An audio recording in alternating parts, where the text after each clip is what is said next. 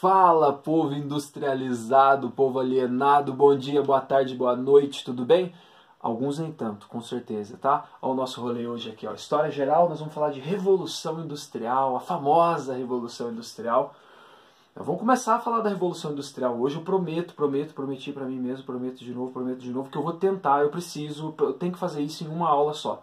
Até porque esse assunto aqui a gente continua trabalhando ele aí durante o século XIX, tem outros desdobramentos, várias fases da Revolução Industrial, é um conteúdo que vocês veem também em geografia, né? Então hoje a gente vai dar uma boa introduzida aqui, conceituar, né, a Revolução Industrial na aula 25, então, de História Geral. Beleza? Vem comigo que o barato é louco, ó.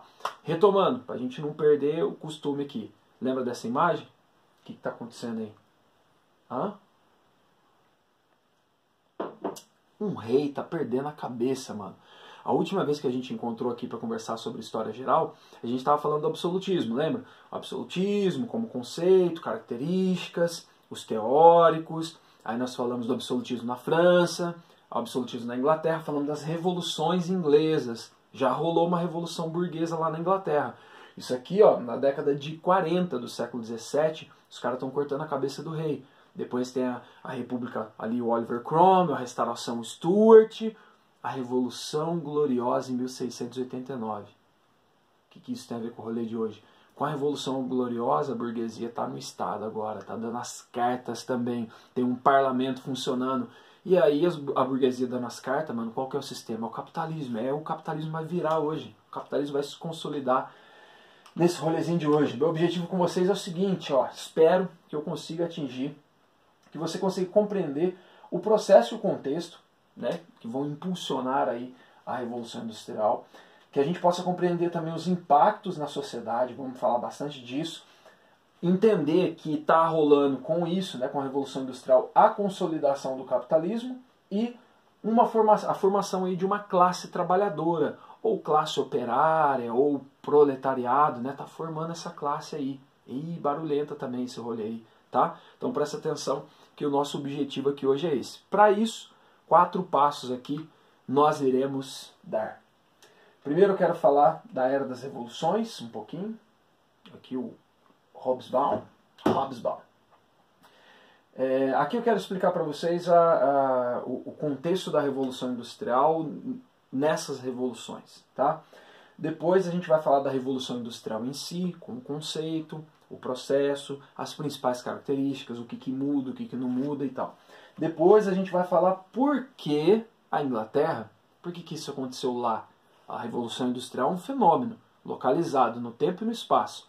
Por que a Inglaterra? Tem algumas particularidades ali, a gente vai entender isso. E por fim a gente amarra e fecha falando, plantando a semente do mal aí pro futuro, né? Da formação da classe operária ou da classe trabalhadora de um modo geral. Isso aí vai dar BO pra caramba.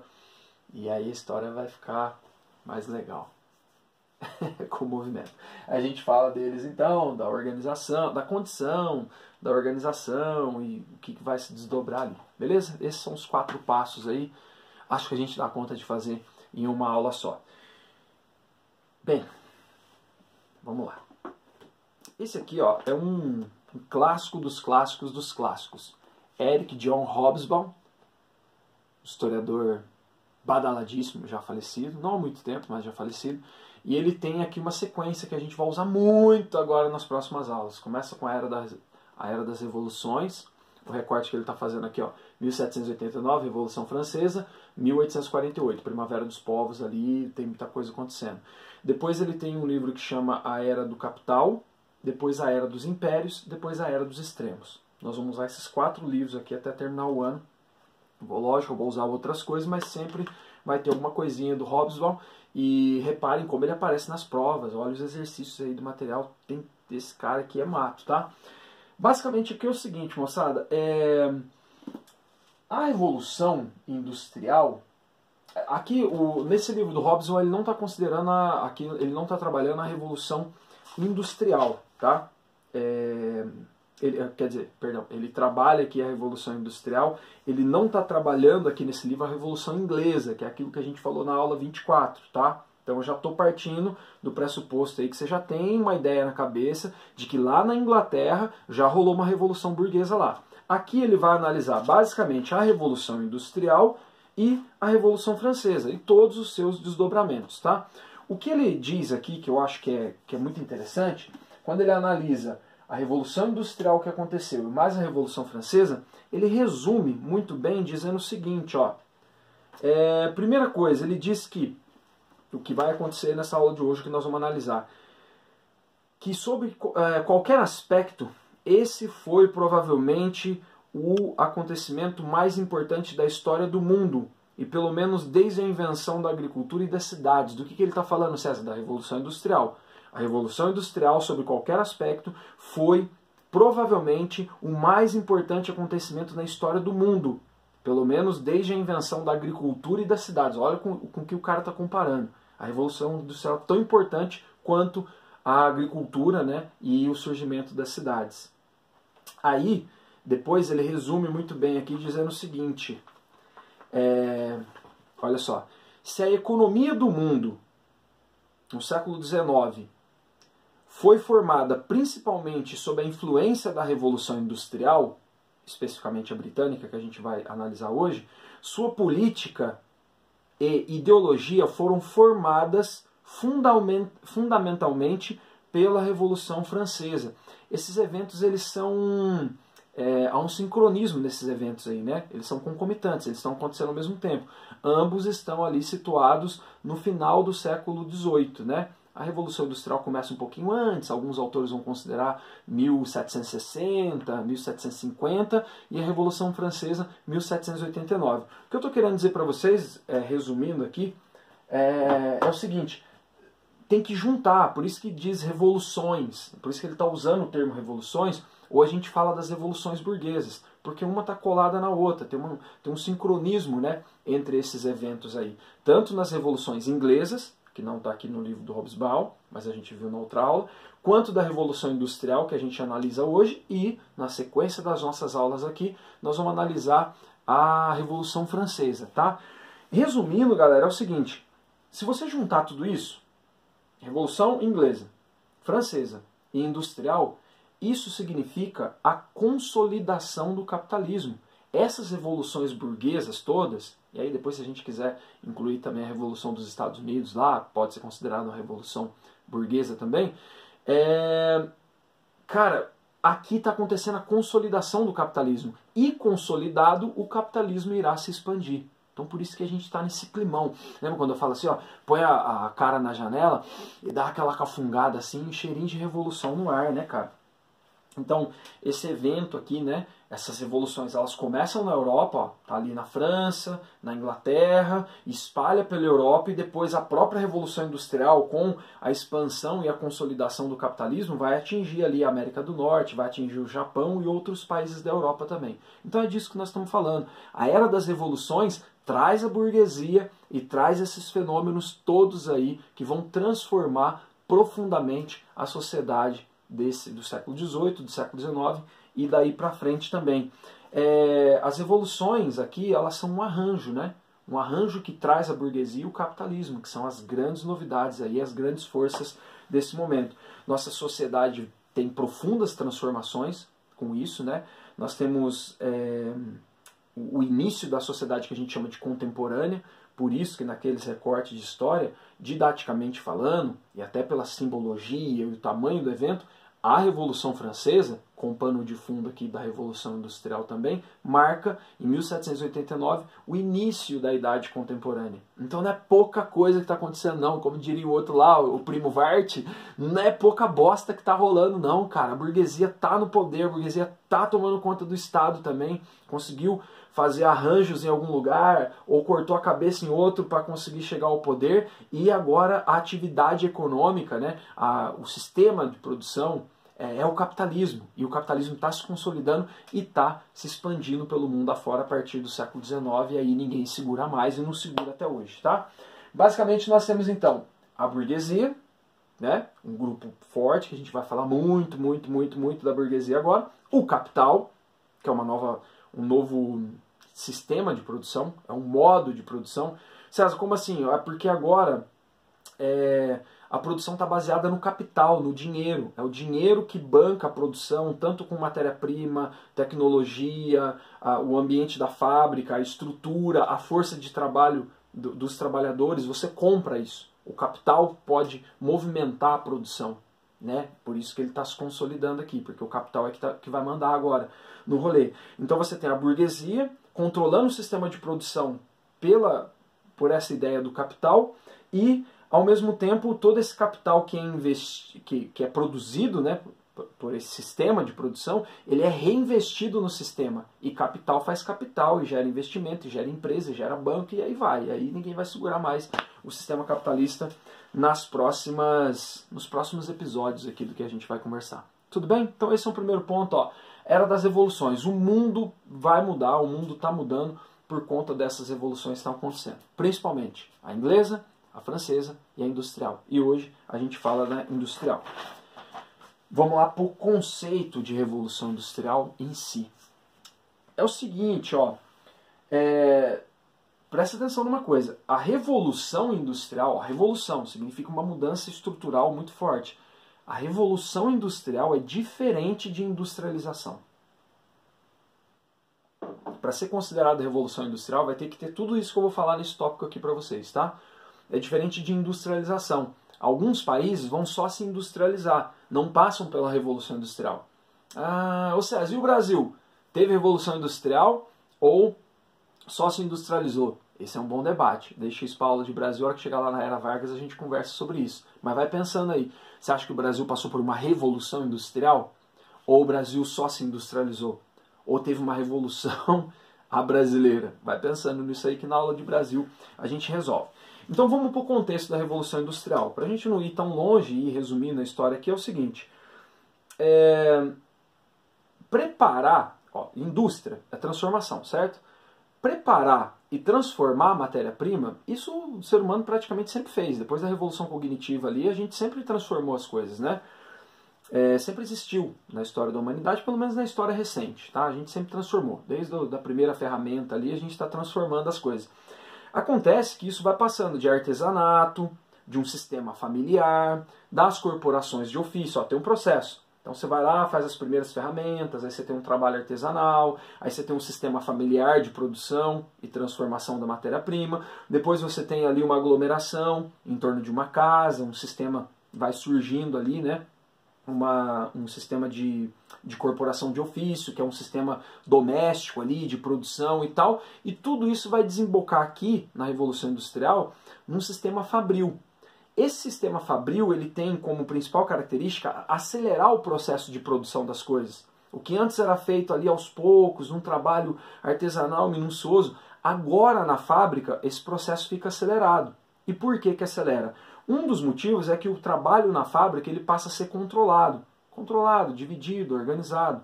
Outro motivo é que a força motriz desse sistema de produção, do sistema fabril, passa de manufatura para maquinofatura.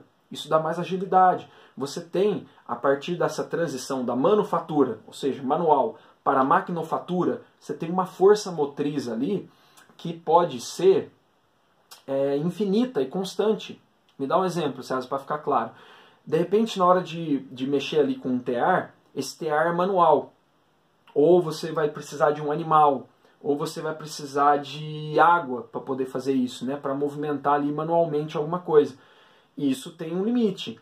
Agora, com a maquinofatura, com o surgimento das máquinas, com o surgimento de novas tecnologias, inovações tecnológicas, a máquina não para. E aí você tem uma força contínua ali de produção.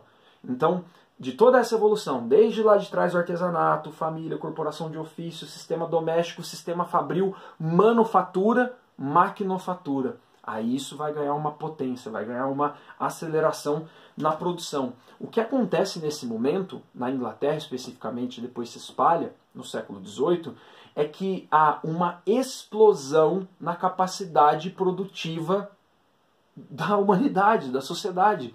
Há uma explosão na sua capacidade produtiva. E aí você tem, tanto é que o Hobsbawm comparou até esse momento dessa explosão, né, que a gente chama de Revolução Industrial, que mudou tudo, ele compara com cidades e com a própria Revolução Agrícola, né? E se a gente for olhar assim, por que César, mas tudo bem, a história está vindo há tanto tempo, por que aqui, nesse momento, no século XVIII, então deu certo isso? E a gente pode chamar de Revolução Industrial. Porque aqui você teve uma combinação que até o momento foi única na história.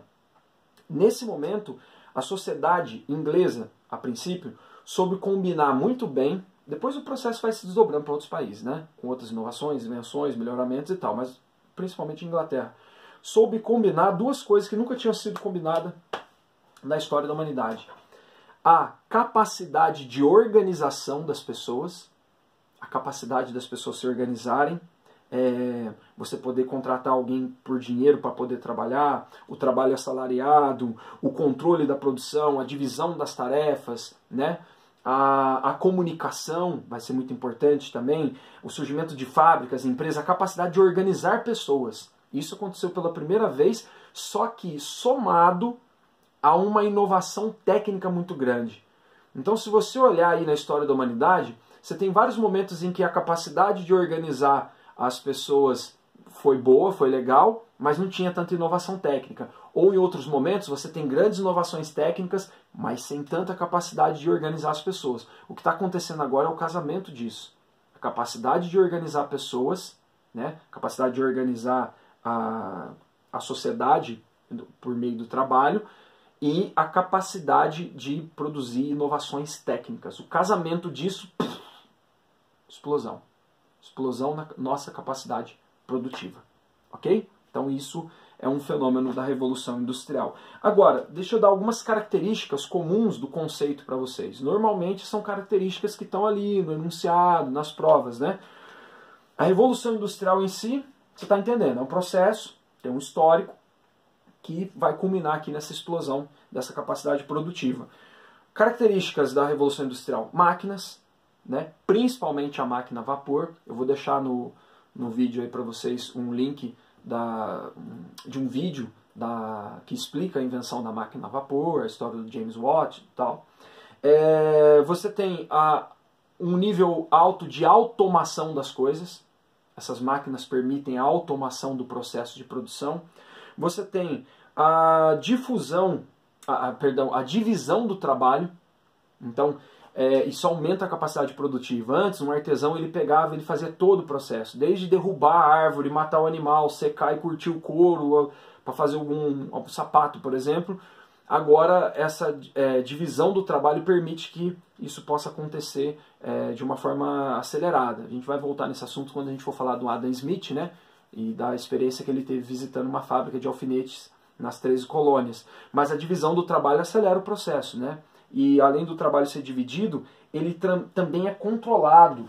E aí eu indico para vocês um livrinho aqui do Tudo é História, do Edgar Dedeca, professor aqui da Unicamp, pesquisador, autor, falecido há pouco tempo também.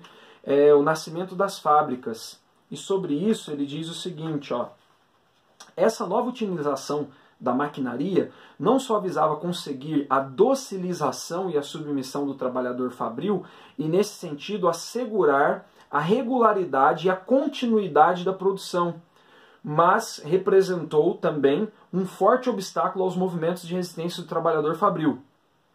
Aí ele fala, já no século XIX, as máquinas começaram a ser introduzidas não somente para ajudar a criar um marco dentro do qual se podia impor uma disciplina, mas também, muito frequentemente, sua introdução se deveu a uma ação consciente por parte dos patrões para controlar as greves e as outras formas de militância industrial. Depois a gente vai falar ali no quarto ponto melhor disso, né? Agora, o que está acontecendo aqui com essa mecanização do sistema e com essa automação, com essa divisão do trabalho, é que tudo isso permite que você controle os processos e você controla os trabalhadores. Você vigia o processo, automaticamente vigia os trabalhadores também. Uma outra característica, muda completamente a concepção que se tem do tempo. Porque antes da indústria, da fábrica aqui, né, desse sistema fabril, o tempo era o tempo da natureza. É o tempo do clima, é o tempo do plantar. Lembra que a gente falou disso lá no feudalismo e tal? Agora não, depois do comércio, capital e agora, sobretudo com as fábricas, tempo é dinheiro. Então se você consegue produzir mais em menos tempo, você ganha mais. E ganhando mais, você acumula mais capital e pode investir mais para produzir cada vez mais. muda a concepção de tempo. Nesse momento aqui, as pessoas começam a usar muito relógio. As pessoas vão usar relógio na cidade para controlar o tempo das pessoas. É o tempo da fábrica. É um pouco, tá deslocado aqui no tempo, tá? Mas só para criar uma memória de imagem aí com você, é um pouco aquela ideia do filme do Chaplin lá, sabe? É tudo contadinho, o tempo tudo marcadinho, tudo tem um tempo para acontecer. O tempo da fábrica começa a organizar a vida das pessoas, começa a organizar as cidades. Você tem o relógio, né, o controle do tempo fabril é um grande símbolo disso, é um grande símbolo da Revolução Industrial. O que eu estou querendo dizer em outras palavras é que a vida das pessoas e a produção ganham um ritmo. E esse ritmo é ditado pelo tempo do sistema fabril, pelo tempo da fábrica, pelo tempo da Revolução Industrial. Isso está mudando o ritmo de vida das pessoas. A vida urbana, a vida das fábricas vai ser ditado por esse tempo do trabalho, por esse tempo da fábrica.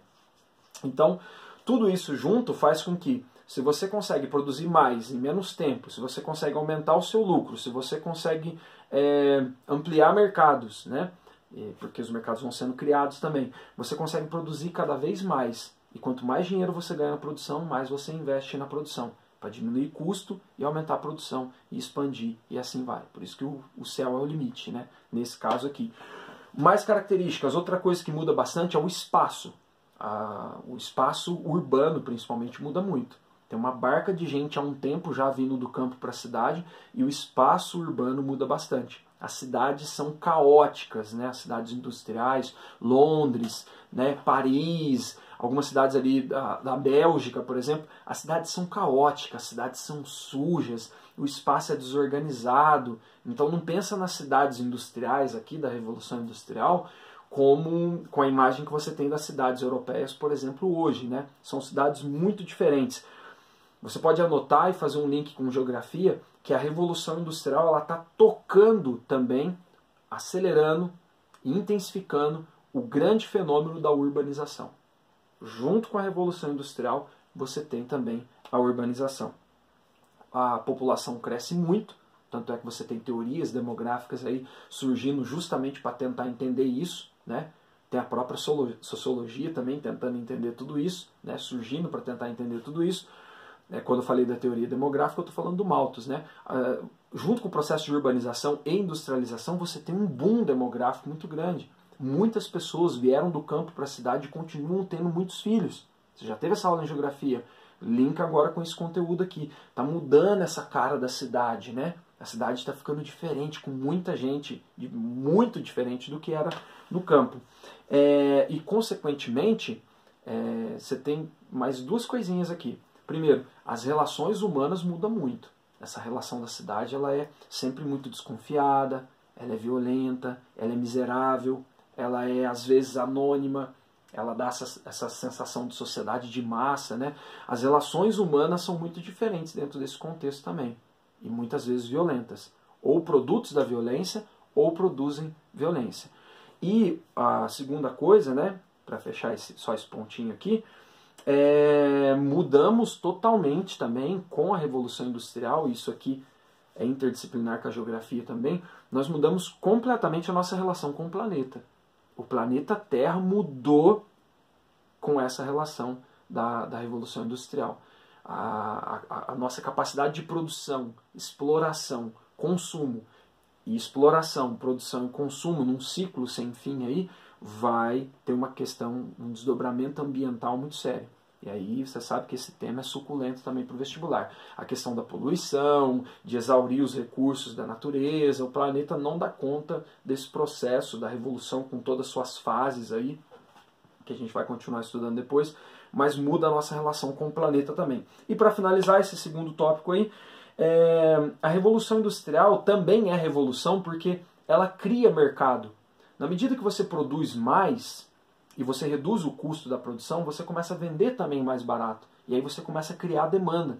Se não há mercado, você cria o mercado, né? A Revolução Industrial vai se expandindo por conta disso, junto com o capitalismo. O mercado fica cada vez maior, você pode ir criando mercado. E na medida que esse processo vai se expandindo, saindo da Inglaterra, da França e vai pegando outros lugares do mundo, o mercado também expande junto com a Revolução Industrial.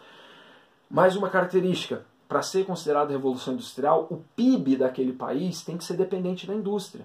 Por isso que alguns vão debater se o Brasil teve ou não a sua revolução industrial e como que ela foi, né? Porque você precisa ter o PIB do país, ou seja, a riqueza produzida pelo país tem que estar baseada na indústria.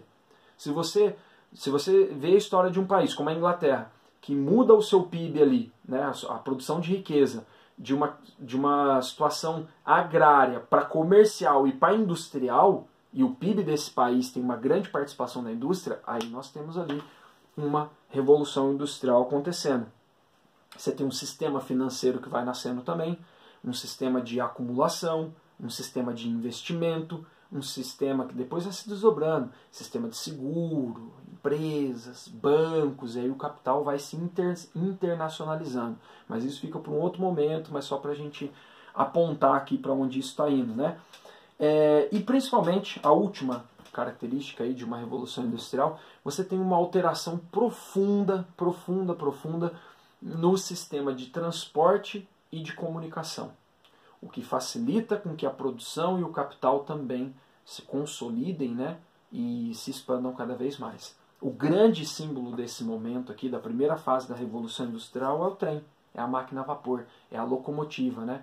Então esse é um grande símbolo dessa sociedade. Imagina, isso muda a história, porque eu coloquei aqui um trem, um cavalo, né?